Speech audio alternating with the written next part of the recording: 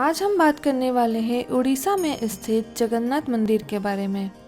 यह मंदिर भारत के सबसे महत्वपूर्ण तीर्थ स्थानों में से एक है। यह मंदिर अपने त्योहारों और रीति रिवाजों के लिए दुनिया भर में जाना जाता है। क्या आपको पता है भगवान जगन्नाथ भगवान कृष्ण का ही एक रूप है?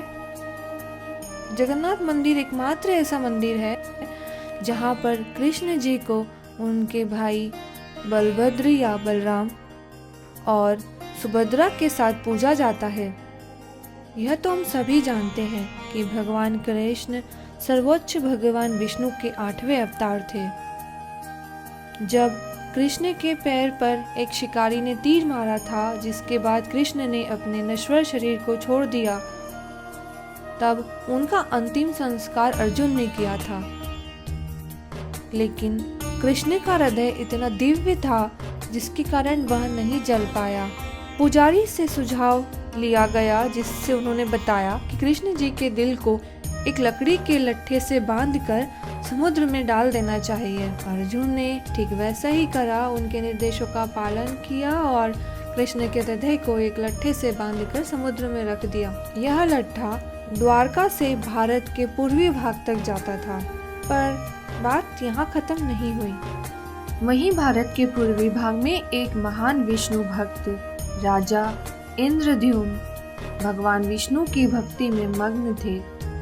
उनकी भक्ति से प्रसन्न होकर भगवान विष्णु ने उनके जीवन का उद्देश्य बताया, जो कि था भगवान जगन्नाथ के दिव्य मंदिर का निर्माण करवाना।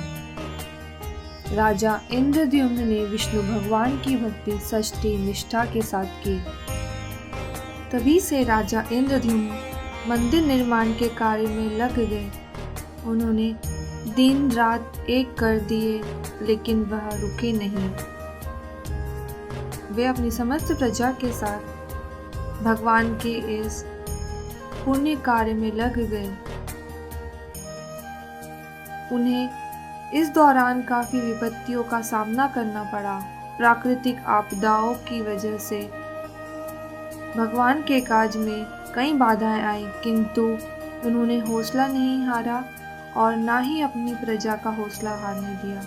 वे निरंतर इस कार्य में लगे रहे। अंततः उन्होंने एक बहुत ही सुंदर जगन्नाथपुरी मंदिर का निर्माण किया।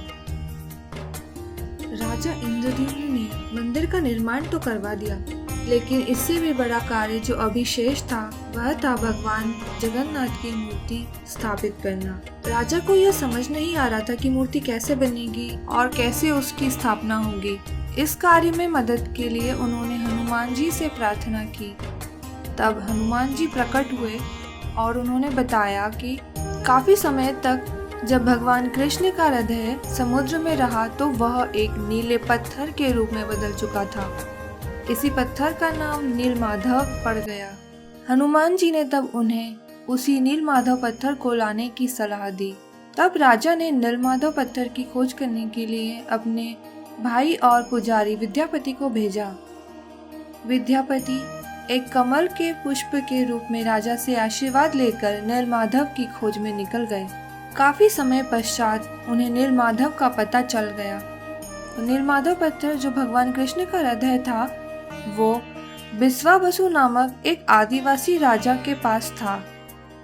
बिस्वा ने इस पत्थर को जंगलों में रख दिया था और उसकी पूजा करने लगा। विद्यापति जानते थे कि राजा बिस्वा उन्हें नीलमाधव पत्थर दिखाने के लिए कभी तैयार नहीं होंगे। विद्यापति ने बिस्वा की बेटी को मंत्र मुग्ध करने का फैसला किया। विद्यापति ने अपने प्रयासों में सफलता भी हासिल की और बिस्वा की बेटी से शादी कर ली। अब दामाद बनकर बिस्वा को मूर्ति देखने की मांग की। बिस्वा इस बार उनके अनुरोध को अस्वीकार नहीं कर सके थे। वह मान गए, लेकिन विद्यापति से कहा वह अपनी आंखों पर पट्टी बांधे ताकि वह मूर्ति के रास्ते से अनजान रहे। विद्यापति मान गए, लेकिन वह होशियार थे और उन्हें किसी भी परिस्थिति में उस नीलमाधव पत्थर के बारे में जानकारी हासिल करनी थी। इसलिए उन्होंने सरसों के दाने अपने हाथ में रख लिए। वे इन सरसों के दानों को यात्रा के दौरान बीच बीच में फेंकते रहे।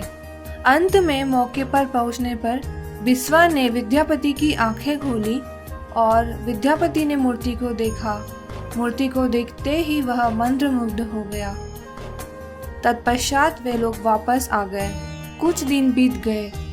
तत्पश्चात विद्यापति राजा इंद्रद्युम्न के पास गए और उन्हें सब कुछ बता दिया।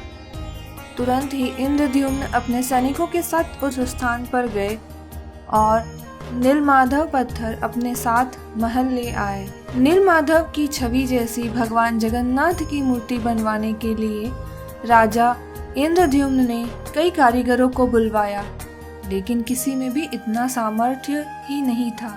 वह पत्थर इतना दिव्य था कि मूर्तिकार उन्हें देख ही नहीं पा रहे थे। तब राजा इंद्रद्युम्न उदास हो गए। उन्होंने भगवान विष्णु की कठोर तपस्या की।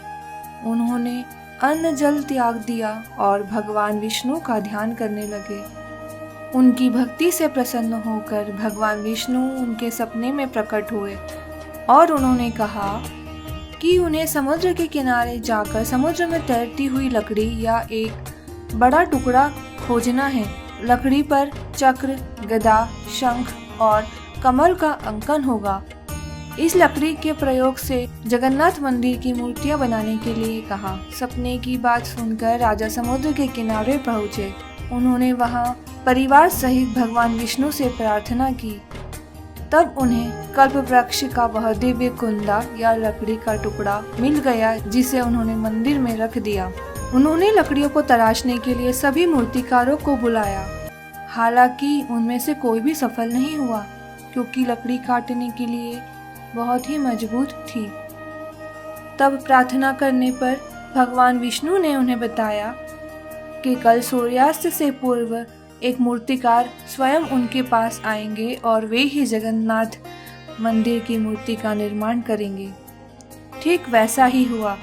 अगले दिन भगवान विश्वकर्मा स्वयं मूर्तिकार का वेश बनकर राजा के पास गए।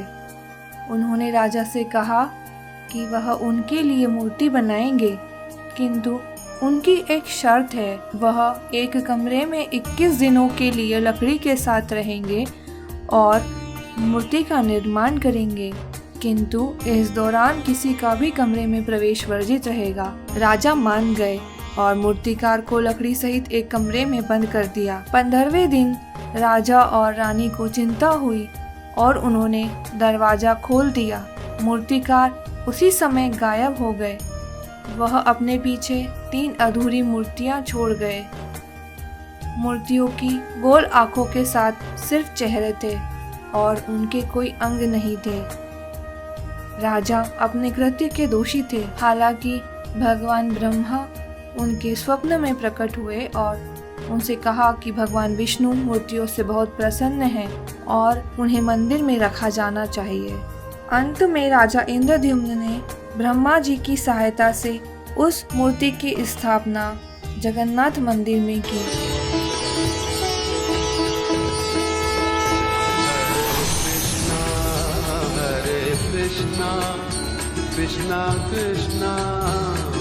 तभी से जगन्नाथ मंदिर में भगवान कृष्ण, उनकी बहन सुभद्रा, उनके भाई बलराम की पूजा की जाती है। तो ये थी जगन्नाथ मंदिर के निर्माण की कहानी।